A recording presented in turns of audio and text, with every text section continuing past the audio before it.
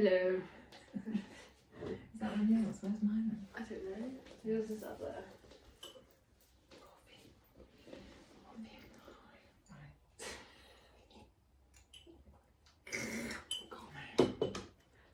Testing. No, it's not on. It's not on. Hello. Hello. Right, we're going to start. Okay, but is this on? Well, it's not recording yet, but it is on. Don't press anything, otherwise it goes echo and all sorts. Yeah. It's quite funny like that. Looks like a dildo. Oh God, mother. Right, welcome to the Menopause Queen podcast, Yes. which is a brand new podcast. It's just started. And I thought it'd be really fun once a month to invite somebody, and I thought it'd be quite fun to invite my daughter Melody. Hello. Who, as you can tell, doesn't do this very often. But how rude. Well, I don't. podcast things you don't. I don't. No, I don't do podcasts very often because I don't have one. But the reason I'm doing this, and the reason I thought it would be really fun to invite Melody, my youngest daughter doesn't want to do it, but Melody Very said, boring. I'll do it, yeah, was because I think it's really interesting to discuss issues that you have, that maybe Yeah. I have, but I have a different take on it. Yeah. And this came about because a few weeks ago we had a whole conversation, minor meltdown and breakdown, because my daughter had some news. Breakdown. Yeah. Had a bit of a breakdown, and the line that came out of it was, why does everyone else have their life sorted Yeah. and I don't? What seems to be going forward. Excuse me, seems to be going forwards, Yeah. and I've not gone anywhere and I'm not doing anything. It's not fair.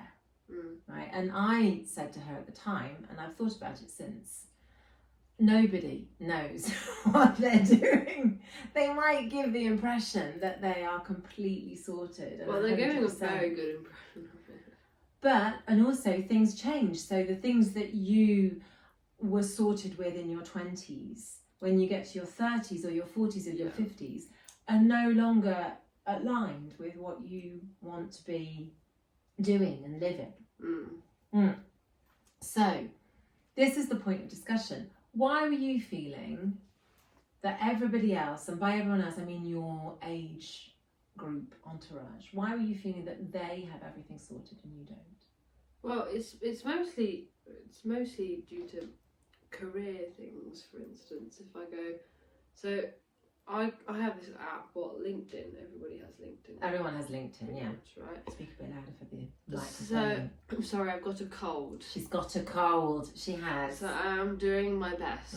She's I a bit don't nasal. speak like this all the time. I'm not as nasally. I'm not American, but I could get into big trouble by saying things like that. Anyway. anyway, not in a bad way. But I was looking through LinkedIn, and all of my old schoolmates, all of them pretty much have been posting things like, I've started this new job, I've started my great new career, I'm now working in an art gallery, I now do this, I work for Salon, I do this, and I'm thinking, oh, okay, I mean, I'm still working like in a nightclub and things like that, so it's a bit like, yeah, I don't feel like I'm moving forward as I hoped I would have moved forward, if that makes sense. I get that, but I'm going to sort of caveat that with two things. One, you haven't always just worked in a nightclub or in a bar. Yeah. You've actually gone and done a bachelor's degree, which took 3 years, and then you were actually accepted for a master's degree, but you needed a placement. Right? Yeah. And so in the meantime, you found yourself a job. And on our walk today, actually, Melody said, I rarely get knocked off early from my job because I'm a good element. Yes. So we're just going to celebrate the win of that. But then the other point I would say is the people who are saying, I've just got this really good job, etc., and you're going, they're really successful, they've got it all sorted. what is success? They might be deeply unhappy because they're working incredibly long hours, or they've got a really crappy boss. They just happen to have landed a decent job. You don't know the behind the scenes, but everyone feels obliged to put on social media like LinkedIn, etc. Oh my God, look at me, I'm amazing. Like, I've just done this, I've just landed this, I'm at this incredible place. When the backstory might be pretty shit, or they might have had a really, really shit time getting up to that point, and it's now their time to have a bit of a win. Yeah. Do you know what I mean? Yeah, but I feel like I still haven't had that win yet. Like, I'm not where I am today. Like, where I am today is not where I hoped I would have. Where would you have hoped to have been right now? I would have already been, like, doing, well, not yet, because technically it's not started, but doing my masters, having my placement, working in, like, the wine industry more than I am now. But I'm still, like, in the hospitality industry as a barmaid, and it's not exactly what I want to be doing. Like, I do love my job, like, and I love my colleagues, I love where I am. She's also really good at her job. I'm really good at my job, only because I've been doing it for years. Yes. But Mélodie's 22. She's just turned 22, by the way. I'm just going to tell you all about it. I'm just turned 22. And the thing is, there's also this other thing where it's young people like my age and my generation, we've got like this sort of pressure to, you know, have our life pretty much sorted, like in our 20s. Why? Well, who gives you that pressure? Because it's not me, is it? I've never given you that pressure. No, I don't think I have. No, I don't. No. Oh, I thought you were. No, we've just done a video actually about sweater weather. Sweater weather. Which, if you go onto my social media, I do a Fun Friday thing. It's just for fun. So we've just done an autumn sweater weather. That's the sweater weather. And this is the last sweater we've chosen. My favourite season. Love and Rock, our favourite season. I was born in October, you were born in September. It's like our fave time of the year. Really is. So the pressure's not come from me, has it? No, it's just like the pressure in general, like society, because nowadays, like a young person my age coming out of studies, it's really hard to actually find a job. Right. It's much harder, I feel like, well, when you guys were like our age, like our parents were like our age, I feel like it was much easier to find jobs than it is now, because the market's like, there's a lot of us asking, and there's way less offers, and there are way less offers. But is that because the market's changed? I don't know. Because I think there are way more jobs now, different types of jobs than there were. Yeah, but they're harder to get in. Yeah. I mean, this will be my comment about, because I'm obviously English, and my daughter sounds very English, but she's not. She's French. She's born in France, brought up in France. Yeah. And I think the French market is very different to the British market and the UK market, because we don't have that pressure, I don't think, to have your life sorted in exactly the career path that you want to do really early on. Yeah. We just don't have that, I don't think. Well, maybe I'm wrong, because again, it's another generation. Yeah. No, it is. I think it's just most people in my generation need their lives to be like kind of like sorted, and you know, kind of need to know where you're going, because we need like stability as well. Because why do you need stability? Well, because just for an example, look at the economy of the country's gone really shit. You see, I would never have had this conversation when I was 22.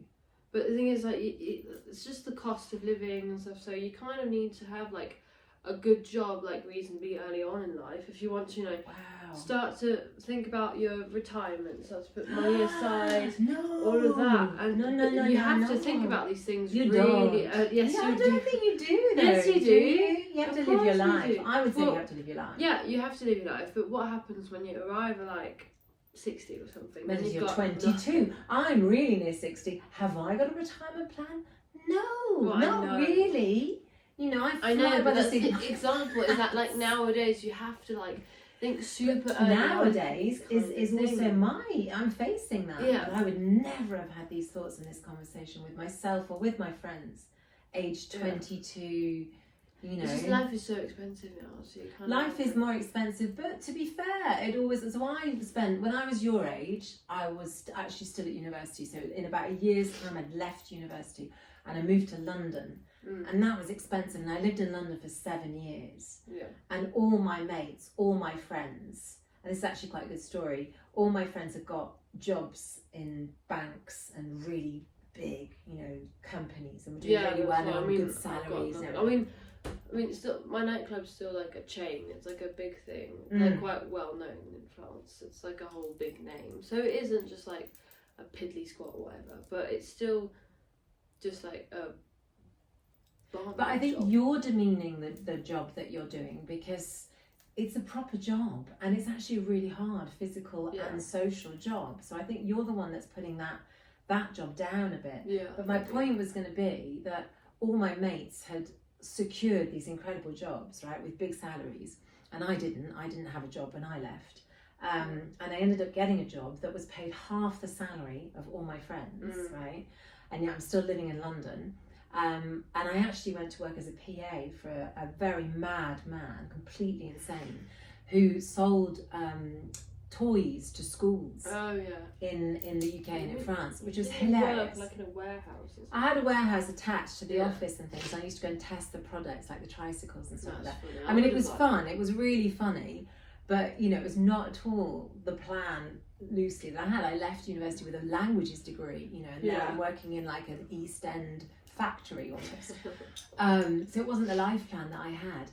But when I went for some interviews for the big banks, I sat there in one interview, and it was for the Union Bank of Switzerland, so big bank. Oh, and I sat opposite this woman, and I'd just done all the trial interviews and the test you have to do. And she said, yeah, theoretically and on paper, Charlotte, you've passed the next level. Yeah. Absolutely no problem.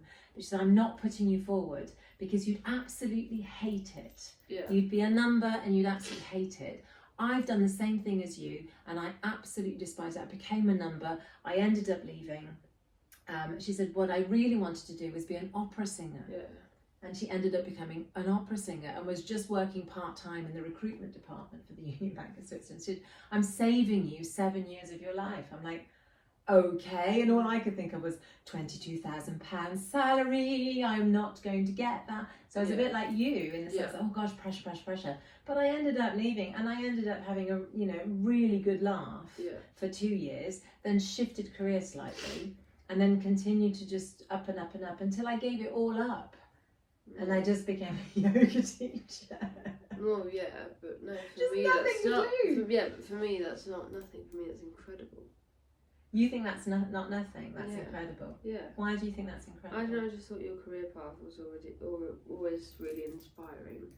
Wow. Because you weren't afraid to like start over. No. And you weren't afraid to actually do what you really wanted to do, and not just like follow the lines kind of thing. But then wouldn't you? Can I not inject some of that into you then? Well, yeah. Say, but that'd still be, like, don't be afraid to follow. Yeah. What you want to do. But yeah. And I know what you want to do is go into the wine industry. Yeah. But I think when you dig deeper into the wine industry, you might not end up with the job that you have in your head. Maybe not. And I think that sometimes taking the risk to do things the wrong way or differently, you end up actually getting more life experience and you enjoy things, and you probably end up earning similar to a lot of your friends at the end of the day, if not more. Yeah. Your job right now probably earns you more in terms of hour it does. than a lot of your mates, right? It does, yeah. So you see, at the end of the day, if you're looking for security of job, do you see what I mean? Yeah. And I think taking the risks sometimes is it's not easy to take risks, and I did spend a lot of my youth, younger days, 20s and 30s, feeling like I was swimming against the tide. And I still do, though. I think this is the thing I was, at the beginning when I said everyone seems to have their life sorted. Yeah. I still sometimes say that. It's like, how come these people are on holiday all the time or doing this all the time? They seem to have their life sorted. Yeah. But they don't really. There's all sorts of behind the scenes stuff. You're struggling, aren't you? I am struggling. She's struggling. We perhaps end our first podcasting. Would you like to share something with me that you think is like a question with me that you, from your 22-year-old self to my nearly 55-year-old self? Am I putting you on the spot? Oh God. But share like what? Well, look, ask a question. Put something out there. Yeah. Oh God. Generational thing. I don't know. I'm probably putting you on the spot here. I haven't told her that this was in the podcast. No. I'm afraid. I don't know. No? Can't think of anything right now. I'm really, really flattered that you say that's inspirational, though, my career path. Oh, yeah. But you see, again, I never really had a career path. Well, yeah. I didn't have a plan. No, but you need a plan, but it's just like, yeah, I don't know how to explain it. I remember the film Pretty Woman with Julia Roberts, and she's sitting on the floor in the first scene with George Clooney and everything. She's going, Not George Clooney. Not George Clooney. Richard Thingamajiggy. Yeah. Anyway, him. And she says in that... Richard Gere. Richard Gere. That's it. Oh, that was nearly a Miranda moment, wasn't it, with the mum? Thing that Richard Gere, I remember her sitting there and she goes, yeah, I'm not really a planner. I'm more of a fly by the seat of your pants girl. And I kind of think I've done that. Yeah. It's not that I don't work hard, and it's not that I don't replan things really quickly. Yeah. But I know what we can end this on. We went on a walk a couple of years ago, and on the walk we asked the question to each other, what do you think is my strength? Right, what would you think is your strength? My strength? Yes. I'd say that I'm a hard worker. Yes. And I take on a lot very easily. Yes. I'd say. Yeah. And I work really hard, and I'm always very professional in what I do. I also think that you are two other things, and although you won't see it necessarily in the video Possibly today, not. she's incredibly funny. She's super funny. Well, And I tried to a bit goofy at times, but I'm very so goofy. funny. Very so funny. goofy. Can't tell right now because I am sick. Yes, exactly. My defense. And also, I think you're really lovely to people. I think people sometimes too lovely. To be honest. that's true, but people really like you. Yeah. You know, and I think that's a massive quality. That's obviously something that you give off. Yeah. Do you remember what you and Clementine said back to me? Yeah.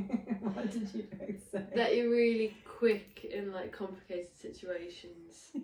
She thinks so quick. She plans like things like super easily. They both And quoted yeah. a particular incident. Portugal. Portugal, because our When flight, our flight got cancelled. cancelled. Like, then like 2 hours, everything was sorted. So our whole holiday. I was so impressed. Our whole holiday was looking like in shatters, wasn't it? Yeah. And our flight was cancelled. There was no other flight that day. Until like at Tuesday, all. I think. Yeah, it was. ridiculous. Like days later, Yeah. basically. It was like Saturday. And within 2 hours, I'd got flights for the next day, booked a train from a different station to where we were, booked a taxi, booked a hotel, and I'd done the whole thing, right? And as we were leaving the airport, being right, we're going to go and get the taxi now, we're going to go to the hotel. Clementine said, I don't know how your brain works, but it's really good. No, but at first you were thinking of taking, because we were leaving from Marseille. Yes. So you're thinking of taking the car, going down to our house in Provence, and That then sounds leaving very posh, from there. doesn't it? It does. But then you thought, no, because on our way back, We're coming into Lyon. Yeah, so how we do we need do the the car then? So then we had to sit down for another like 30 minutes. On the floor, on the in, floor the airport. and that's when we found like the The hotel. tickets and the hotel and the train, And Clementine was saying like, I don't know how your brain works, Actually, but it's really good. Just keep it going. was really good. It's very good, in like tough situations. Good reactions from that, Very good. Well, on that note, get better, my lovely girl. I will. Okay, and we'll do another one. Yeah, well, Maybe we'll do another one when I'm you're feeling feeling better. a bit better, and I can We'll do another talk one a like bit in more. October. We're on holiday at the end Oh, of October, yeah, so that'd maybe be we'll fun. try and do one then. Yeah, definitely. We could try and do that. We won't do sweater weather then. No, it won't be. Well, we oh, might well, do. we might do. We actually. might do. If we do it in the evening, it'll be sweater weather. It'll be sweater weather in the evening. Otherwise, if it's in the daytime, we might be by the pool. Might be bikini weather. Bikini weather, depending on the. It's in France, Yeah. so south of France, so there's a It's chance still it could go quite- either it's way. still quite warm, basically. though. It's still quite warm. It is in the sun, yeah. Good. Anyway, Anyway. lots of love to everybody. The Menopause Queen podcast. Bye bye.